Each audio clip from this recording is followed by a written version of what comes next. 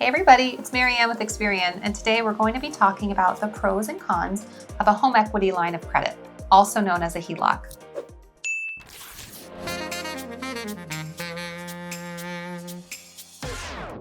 A HELOC allows you to borrow against your home equity in the form of a credit line. And as you pay down your balance, you free up more available credit. HELOCs usually come with a 10-year draw period, and during this time, you can borrow as much or as little up to your credit limit.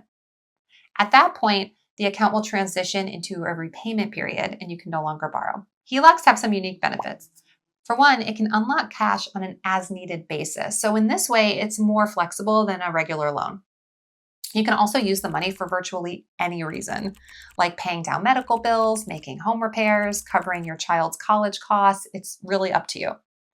An added bonus is that if you use the money to make home improvements, you might be able to write off the interest as a tax deduction. Interest rates on HELOCs also tend to be way lower than credit cards, which is worth mentioning. And repayment timelines tend to be long, giving you time to prep your budget and prepare yourself to start repaying your HELOC. Now let's talk about the downsides. HELOCs have variable interest rates. So that means that your interest rate and your monthly payment can both change dramatically over time. That could make it really difficult to budget, and in some cases, it could make it harder to reach your financial goals.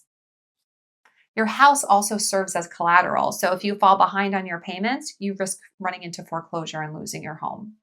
Taking out a HELOC also reduces your home equity. So in extreme cases, you could end up owing more than your house is actually worth, which is a situation known as being underwater on your mortgage, and it's less than ideal. It's also worth mentioning that HELOCs come with fees like closing costs and an annual fee to keep the credit line open. So that's definitely something to think about.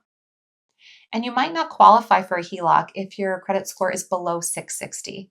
And even if you do qualify, if you fall behind on your payments, that's going to negatively affect your credit score. So should you get a HELOC? It really depends on your personal financial situation, but you might consider it if you have at least 15 to 20% equity in your home, you're okay with paying the fees, and you're comfortable paying back the amount you borrowed plus interest. But it might not be right for everyone. If your financial situation is a little unstable, you might not want to risk putting your home on the line. And you can also tread carefully if you're wanting to borrow the money for something that's really not essential. For more on the pros and cons of the HELOC, click the link in the description box below. See you next time.